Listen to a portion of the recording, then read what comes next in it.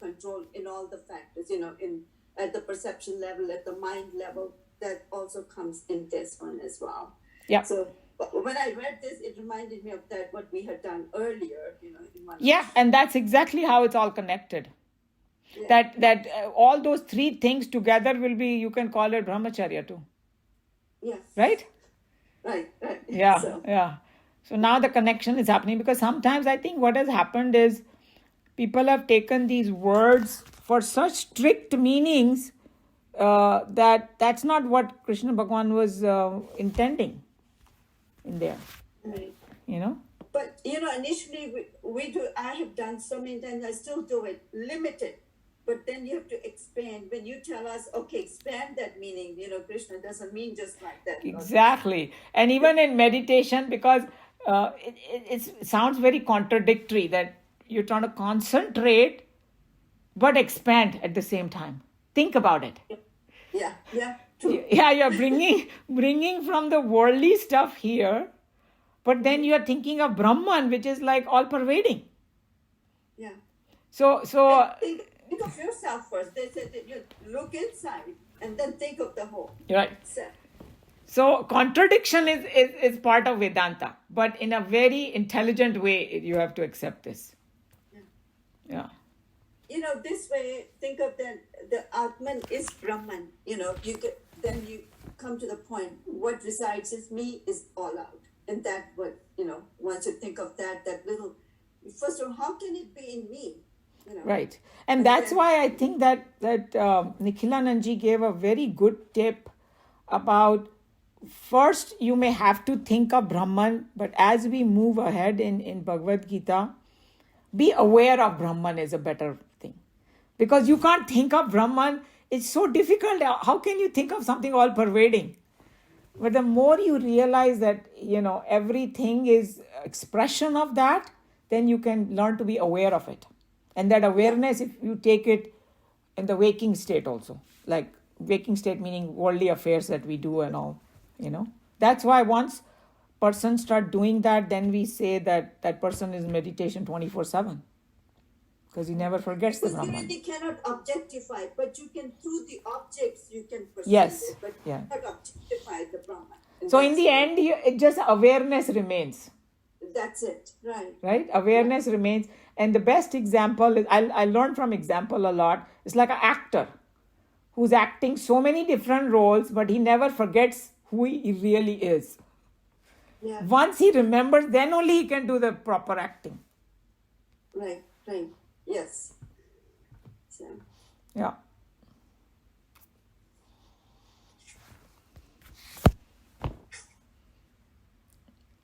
Anybody has any comment or interesting thing they want to, of spiritual stuff they want to share? Can we say control of senses leads to expanding the hole in the needle? It's more than expanding, Shireen. I would say that understanding of it. Because Expanding the you can use those words, always have an issue, because you can take it, you can call it that way, true. Because I think one of the problem that we have in the world is intellect always divides constantly. And here they are telling you to go oneness and expansion, true. So if you want to look at control of senses is mainly because, remember in this Kathopanishad only it said, senses go out. And go out meaning on the objects. Objects are limited. And each object has lot of issues, because you will, with the objects, you go in the past and the future, and you don't stay in the present. All those problems come if you indulge too much with.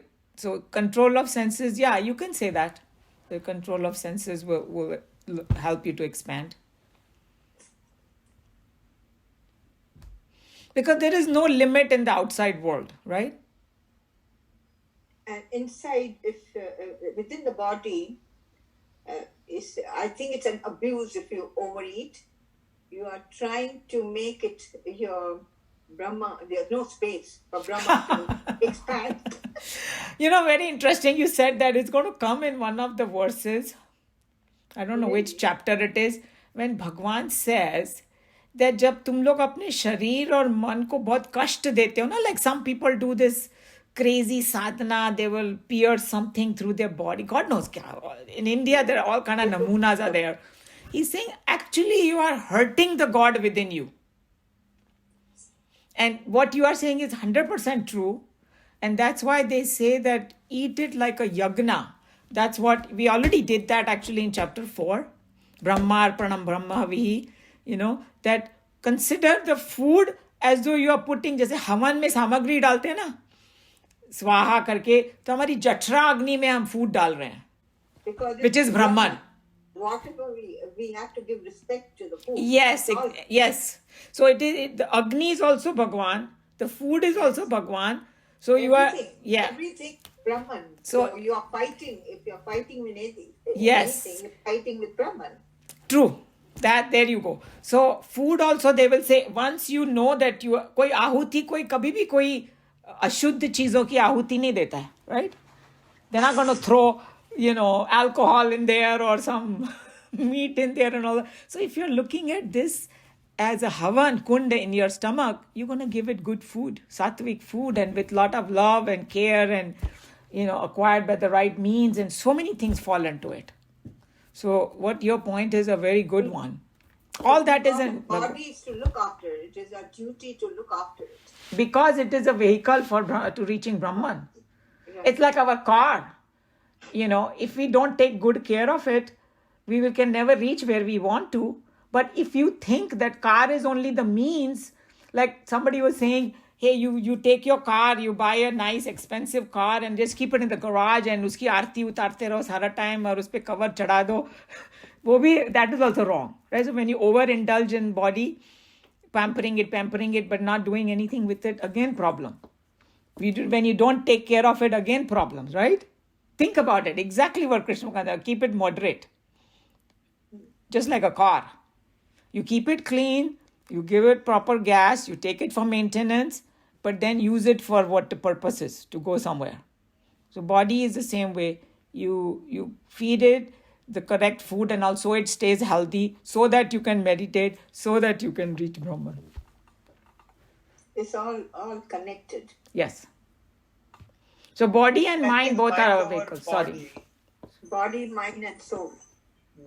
Mukeshi, yeah. What is the mind is kind of more important than the body, in a sense that whenever we are indulging the food which is a necessity of survival, at that time if you eat alone without anybody in the presence, at least one meal a day or maybe every other day is always very important. And at that particular time, you become absolutely mindful of every bite you chew, chew at least 20 to 25 times every bite, and let it feel that bite is going through to your stomach, and like kind of visualize it, right? Like in a meditation, we usually visualize the whole head to toe body parts to make the meditation more internalized. Same way, our one meal a day should be uniquely experienced and in solitude if possible. I mean, Ayurveda says that. Ayurveda says that when you are eating, you should not be talking, and the correct.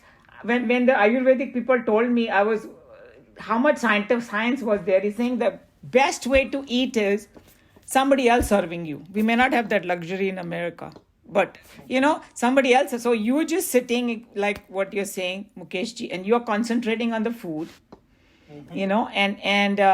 and then you just do that. No TV, no thinking, no talking.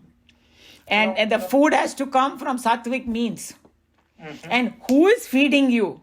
That is a huge thing. That person has to have a love in their heart for you to feed you. Then that food will be best for you. It will digest well. It will do. So all that basic idea is, when you're saying that mind is more important than body, from the perspective that what we learned in Bhagavad Gita, that there is Brahman, and then if when you want to come down, then there is intelligence, then there is mind, then there is body. So from that sequence, true. But other way around is also very, very important, like we learned. If your body is sick, we can't even concentrate on the cleaning up of the mind, Right. because constantly mind will go in the body only. If just like we have a pain, it was Chinmayananji who said that, if you have a pain somewhere, that means your mind is going there. So if your mind is not going any part of the body, that means it's healthy. Right? So from that perspective, so studying the Shastras help us the correct relationship we should have with the body and the mind and the intellect. And to make that body more healthy for a longer period of time, or more appropriately healthy, you need to definitely visualize the type of food you eat, and the quantity of the food you eat is equally important. Yeah, and it's going to come in chapter 17. Absolute detail. That what is sattvic food, what is rajasic, and what is tamasic, and then we will be horrified how much tamasic and rajasic food we eat. No. It's going to be eye opener, and sometimes you can't help it, but sometimes you can make some small changes to make it better. We need to be rationalized, and we need to be in a practical manner, because there are the three factors here, right? The quality of the food and the type of food, who is preparing the food, and how you ingest the food. Those three categories in that, if you see.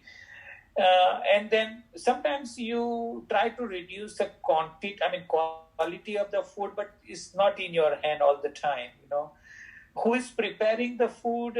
If husband and wife lives in the house, and that's all they live in the house all the time, most of the days food is prepared with complete calmness. But there are days where there is some stress is generated, and then but we cannot also say that just food is going to do everything, because when we come to chapter 17, there'll be so many different aspects. Food is just one.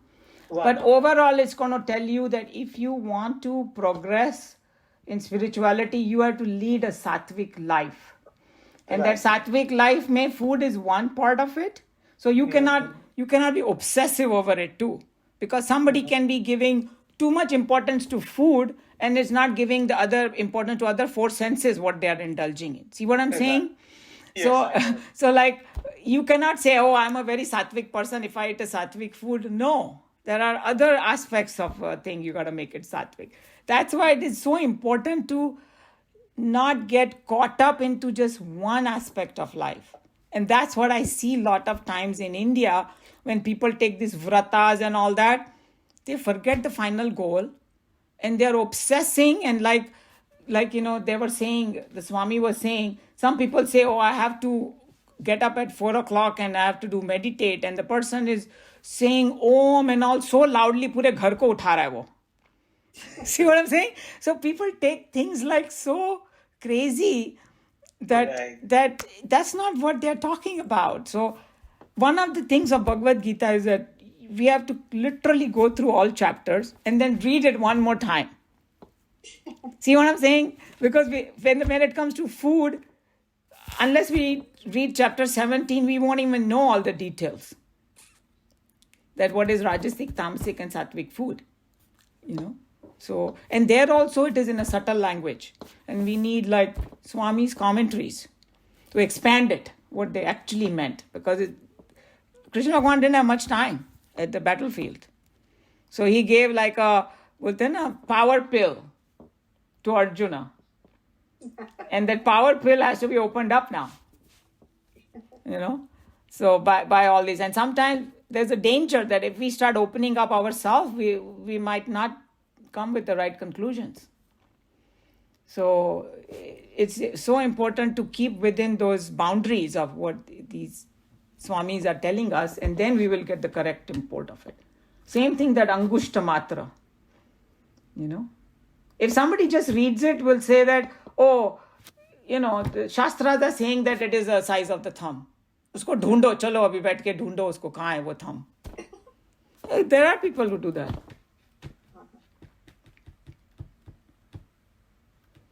Anybody else has any comment?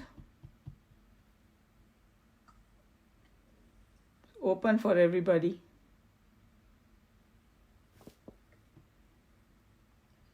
No?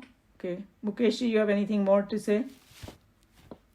I think covered up everything very nicely, right? Related to our shastras, and in those four different areas, actually, including the mind, body, and taking care of the body by the food elements, and taking care of the mind by thought elements, and all of things are equally important. Yeah. So proportionately, at least you try to minimize or pinpoint the thought process in a manner that it will give you a simplified mind, and at the same time pinpoint your food habits and food qualities and quantities, so it would pinpoint the qualitative good effect on your body. And if you combine those together, it would be a great way of simplification and living a healthy and so as very fruitful life, right?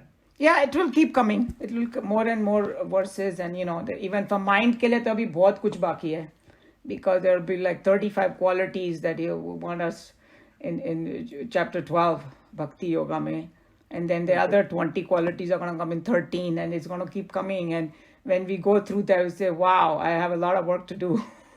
But then also it will tell you, the Swamis will tell you, even if you pick one good qualities, hang on with it, others will come. So it's not like, oh my God, I got to be this, all of them. No, you choose your favorite one and stick to it, others will follow. So it's going to be pretty interesting. Yeah. That's true, right? Yeah. Okay. Go ahead. Great teaching, right?